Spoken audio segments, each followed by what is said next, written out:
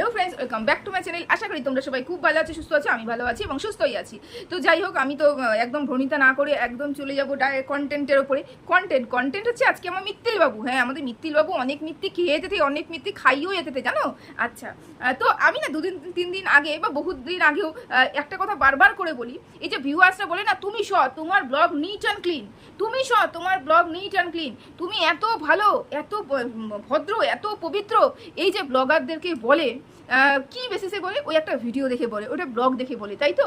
তা এই যে 24টা ঘন্টা যে একটা দিন হয়, তো 24টা ঘন্টায় এমন অনেক কাজ আছে যেগুলো আমি মনে করি না যে আমি ব্লগার, অ্যাজ এ ব্লগার আমি তোমাদেরকে দেখাতে চাই। সে তাহলে তুমিও দেখতে পারবে না বা তোমরাও দেখতে পারবে না।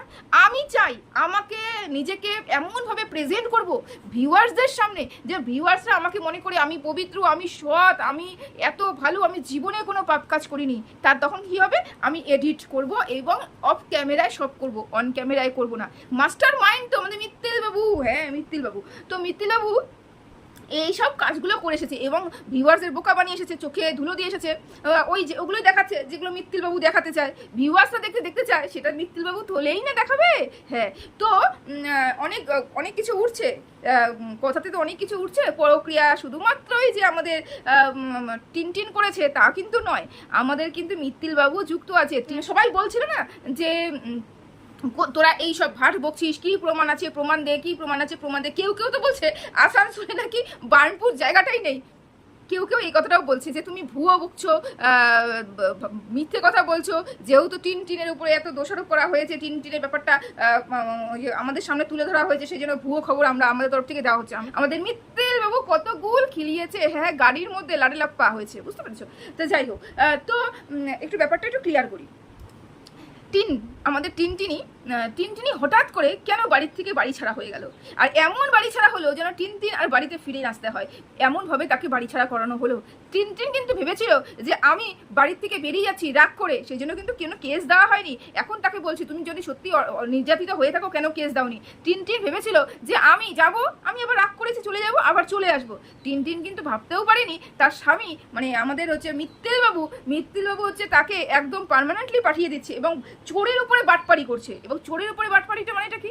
শোনো, চোরের উপরে বাটপাড়ি মানে টিনটিন আমাদের একটা কাজ করেছে, একটা অন্যায় করেছে, নিঘাতটা অন্যায়, কোনো মতেই প্রশ্রয় দিই না। টিনটিন একটা অন্যায় করেছে, এই অন্যায়টাকে সুযোগ, মানে এই অন্যায়টাকে অন্যায় মানে সবার সামনে প্রকাশ করে, কিন্তু এর উপরে পুরো সুযোগ নিয়ে আমাদের মিত্তিলবাবু একে ঘরছাড়া করে দিয়েছে। এই ঘরছাড়াটা মিত্তিলবাবু অনেক দিন ধরে আমাদের টিনটিনকে করতে চেয়েছিল, পারেনি। এই একটা সুযোগ এসেছে, যার জন্য বউকে আর ফিরিয়ে নিয়ে আসা হলো না, বউকে ঘরছাড়া করতে বাধ্য হলো, বুঝতে পেরেছো তো? তো এই জন্য চোরের উপরে বাটপাড়ি, মানে চোর নিজেই সেই কাজটা করেছে, ভুলটা করেছে, এবং ভুলটা শুধরে নেওয়ার জায়গায় আমি চোরের উপরে বাটপাড়ি করে চলে এসেছি। এবং আমি মানে মিত্তিলবাবু ভেতরে কত গুল খিলিয়েছে সেটা প্রকাশ আনবো না, সেটা করবো না। আমি মিত্তি ঠিকই খাবো, আমার মিত্তির দরকার, আমার সুগার লেভেল নেমে যাচ্ছে, আমার মিত্তির দরকার, তা মিত্তি খাবো, লস খাবো, মিত্তির লস খাবো, অনেক কিছু খাবো, বুঝতে পেরেছো? কিন্তু কারুর সামনে কিন্তু দেখাবো না। আর আমাদের টিনটিন ও ওপেন, ও আরে বাবা খাচ্ছি তো ওপেন দেখাবো, তাই না? আর মানুষ কি বলছে যে তুই এত খাচ্ছিস, তুই রাক্ষস, এগুলো টিনটিনের কোনো ব্যাপার না। এটা যে ওর উপরে হার্ম হয়ে যাচ্ছে সেটা ওর ব্যাপার নেই। ও ব্যাপারটা হচ্ছে আমি কি হয়েছে, খেয়েছি তো খেয়েছি, সবাইকেই বলছি, কিন্তু মিত্তিলবাবু খেয়েও বলছে না, বুঝতে পেরেছে তো? যাই হোক, এই একটা কারণ, মিত্তিলবাবু চেয়েছিল যে টিনটিন তার বাড়ির থেকে বেরিয়ে যাক, সেই জন্য প্ল্যান মাফিক টিনটিনকে বাড়ির থেকে বের হতে সাহায্য করেছে, মানে সাকসেস হয়েছে। এবং কেন চেয়েছিল? কারণ মিত্তিলবাবু আসানসোলে মিত্তিলবাবুর একটা, শুধু একটা না, 3-4 জায়গায়, মানে এগুলো ভেতরে চলছিল। তা কোনো এক জায়গায় মনে হয়েছে যে তিনতিলের সাথে আমার থাকার দরকার নেই, আমি একটা নতুন কাউকে নিয়ে আসবো, সেই একটা বাচ্চার মা হোক, 2টো বাচ্চার মা হোক, যাই হোক। তুমি আমাদের মিত্তিলবাবু তো একটা বাচ্চার বাবা, তাই না? তাই জন্য নিয়ে চলে এসেছে। যাই হোক, তো একটা কথা বলি, শোনো, আমাদের অনেকেই বলছে যে আসানসোলে বার্নপুর নামে জায়গাটা নেই, এই কথাটা বলছে, বার্নপুর নামে জায়গাটা নেই, ফেক বলা হচ্ছে, মিথ্যে বলা হচ্ছে, দোষারোপ করার জন্য, শুধুমাত্র নিচু করার জন্য, শুধুমাত্র চরিত্রের দাগ দেওয়ার জন্য মিথ্যে কথা বলেছে, বার্নপুর নামে কোনো জায়গাই নেই। অথচ যারা মিত্তিলবাবু সাপোর্ট খেতে এই কথাটা বলছে, তারা একটু গিয়ে মিত্তিল বাবুর ঠিক 1 মাস আগেকার ঘটনা, 1 থেকে 1.5 মাস আগেকার ঘটনা, যেদিনকা মিত্তিল বাবু তার জেঠুর কাকুর বাড়ি ছেড়ে ওই মাসির বাড়ি, মার মাসির বাড়ি যাচ্ছিল, সেদিনকা ওই বার্নপুরের রাস্তা দিয়ে যাচ্ছিল। মিত্তিল বাবু বলছিল এই তো বার্নপুর রোডে উঠেছি, বার্নপুর যাওয়ার রাস্তা, বার্নপুর রোডে উঠেছি, মানে আসানসোল বার্নপুরে যাচ্ছি, রোড দিয়ে আমরা যাচ্ছি। মানে তিনি নিজের মুখেই বলেছেন যে আমি বার্নপুরের রাস্তা দিয়ে যাচ্ছি। তাহলে কেন মনে হচ্ছে যে তোমাদের আসানসোলে বার্নপুর জায়গাটাই নেই? অদ্ভুত কথা হয়ে গেল 1 নম্বর কথা। 2 নম্বর কথা, কেন আমি প্রথমেই বললাম যে আমি যা চাই সেটাই আমি দেখাবো, তোমরা যেটা চাও সেটা তোমরা দেখবে না। আমি যেটা গুপ্ত রাখতে চাই সেটা আমি গুপ্ত রাখবো, অন ক্যামেরা করবোই না, অফ ক্যামেরায় করবো, আমার ইচ্ছে পূর্তি আমি অফ ক্যামেরায় করবো, যেটা আমাদের মিত্তিলবাবু করেছে।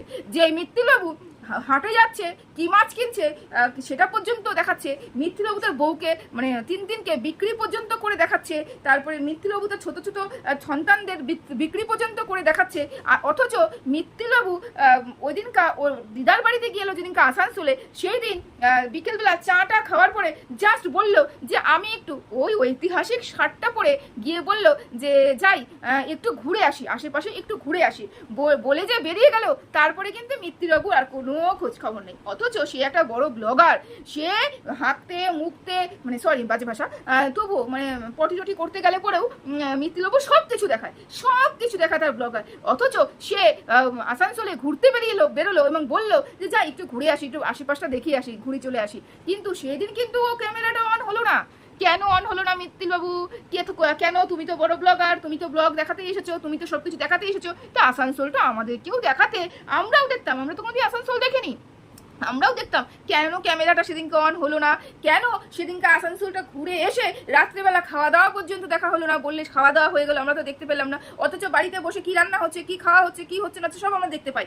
ওই দিন কিন্তু দেখানো হলো না যে বাড়িতে এসেছি এই খাওয়া দাওয়া হচ্ছে, কারণ তুমি অনেক রাত করে এসেছো এবং আমরা বুঝতেই পেরেছি ড্রেস চেঞ্জও করো নি, তখনই বলছো খাওয়া দাওয়া কমপ্লিট। বাইরে থেকে এসে হাত মুখ না ধুয়ে তুমি খাওয়া দাওয়া কমপ্লিট করে ফেললে? না, তুমি বাইরের থেকে খেয়ে এসেছো, সেই জন্যই বলে যে খাওয়া দাওয়া কমপ্লিট। এবার তুমি কি খেয়ে এসেছো সেটা তুমি ভালো মতন বুঝবে মিত্তিলবাবু, তুমি তো ভালো মতন বুঝবে, তাই না? যা তুমি বাড়ি থেকে খেয়ে এসেছো, যার জন্য খাওয়া দাওয়াগুলো দেখাও নেই, এবং তুমি আসানসোলে ঘুরতে গেছো, সে ঘোরার কোনো ভিডিও ক্লিপ আমরা পাইনি। অথচ তুমি একটা বড় ব্লগার, যেখানে তুমি সব কিছু শেয়ার করো। তাহলে সেই সোমবার, তোমরা সবাই জানো ভিউয়ার্সরা, সোমবার দিন আমাদের মিত্তিলবাবু তার দিদার বাড়িতে পৌঁছেছিল আসানসোলে। তাহলে সোমবার দিন বিকেলবেলা তুমি কোথায় গিয়েছিলে? কেন আমরা জানতে পারলাম না? কি এমন জায়গায় গিয়েছিলে যে তুমি বললে আমি একটু ঘুরে আসি? তাহলে আমাদেরকেও দেখাতে পারতে, আমরা কেন দেখতে পেলাম না? কতক্ষণ ছিলে, আমরা কেন জানতে পেলাম না? আমরা এসে দেখলাম রাত্রেবেলা সবার খাওয়া দাওয়া হয়ে গেছে, তুমিও শুয়ে পড়লে, তোমাদের একটা ঘর দেওয়া হয়েছে, তোমরা শুয়ে পড়লে, ব্যাস এতটুকুই। তুমি না আসানসোলে আমাদেরকে ঘোরাতে নিয়ে গেছিলে, যাই হোক তোমাদের মাধ্যমেই তো আমরা ঘুরি, তাই না? বিদেশ সব জায়গায় ঘুরি। আচ্ছা, 2 নম্বর কথা, মঙ্গলবার দিন সেম একই সময়ে তুমি বললে আবার আজকে একটু ঘুরতে বেরোবো, মানে আগের দিন ঘুরেছো, তারপরে বলছো আবার আজকে আমি ঘুরতে বেরোবো। আচ্ছা, ঘুরতে তো তোমার মাও গিয়েছিল না আসানসোলে? তোমার মাও তো ঘুরতে গিয়েছিল, তাহলে 2 দিনের মধ্যে একদিনও তোমার মনে হলো না যে আমি আমার মাকে নিয়ে একটু ঘুরে আসি, মাকে আসানসোলটা একটা ঘুরিয়ে নিয়ে আসি, বা সপরিবারে যাই একটু ঘুরে আসি, রেস্টুরেন্টে খাওয়া দাওয়া করে আসি, মজা করে আসি? মনে হয়নি না? মনে কিভাবে হবে? মিত্তিলবাবু পনির খেতে পারবে না তো, রেস্টুরেন্টে বসে পনির খেতে পারবে না, সেই কারণেই না মনে হয়নি? হ্যাঁ, মঙ্গলবার দিন হোয়াইট টি শার্ট পরে মিত্তিলবাবু বলল আবার আমরা বেরোচ্ছি, মানে আবার আমি বেরোচ্ছি একটু ঘুরে আসি আসানসোলটা। নিতেই পারতো তার মাকে, তাহলে তো আমরা সন্দেহ করতাম না।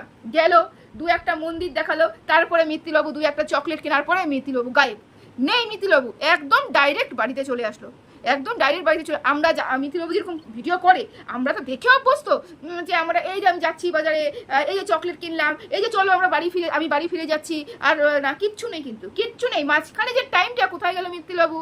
কোথায় গেল? কখন বেরিয়েছো, কখন আসছো, আমরা তো কিছুই জানি না। ভেতরে কার সাথে দেখা করেছো, কার সাথে কি করেছো, গাড়িতে লড়াই লাপ্পা করেছো, রেস্টুরেন্টে পনির খেয়েছো, সবই তো টের পেলাম তো।